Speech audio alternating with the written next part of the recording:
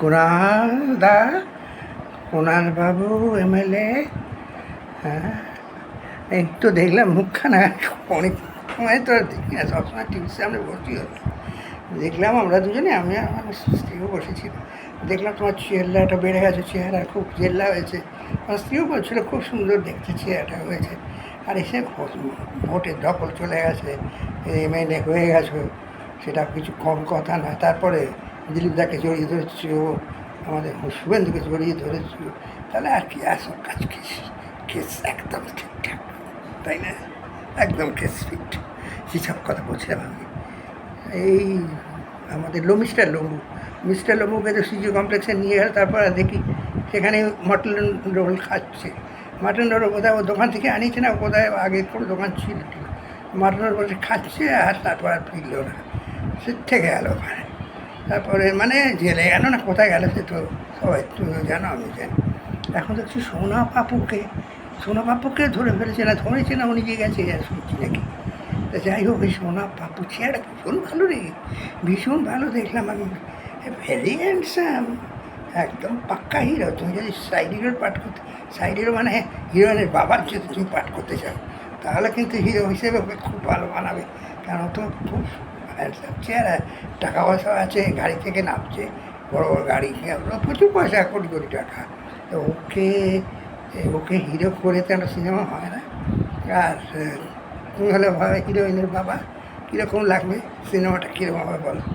যাই হোক, খুব ভালো লাগলো চেহারাটা দেখে। শুনছি নাকি ওকেও আটকে রেখে দিচ্ছি। আসলে এই সিবিআই এটা জিম, ফ্যাট হয়ে গেলে ওখানে নিয়ে গিয়ে শরীরটা পিটফাট করে আবার জামিনে ছেড়ে দেয়। হ্যাঁ, সেই জামিনে যে ছাড়ে একবার, তাকে আর ধরে না। এই যেমন আমাদের মদন দা কীরকম ঘুরে বেড়াচ্ছে, মোটা সোটা হয়ে গেছে, শরীর আলাদা হয়ে গেছে, আবার সেই জিমে যাবে কিনা যাই না। তো জিমে আবার রাখার জন্য তো আবার লাগে, অনেক কেসের অনেক কাটখড় পড়াতে হয়, এসব পারে না ইডি সিবিআই, এরা পারে না। শেষে গিয়ে একবার গোলপোস্টের দ্বারা পড়াচ্ছ করে বাড়ি গিয়ে চলে আসে সব। যাই হোক, আমি জিজ্ঞেস করছি যে সোনা পাপ্পুকে তো না ধরলো শুনলাম, এই মাত্র শুনলাম। আর এই হিরে পাপ্পুকে কি ধরবে নাকি সেখানে একটুখানি পাশ দিয়ে ঘুরে বেড়াবে?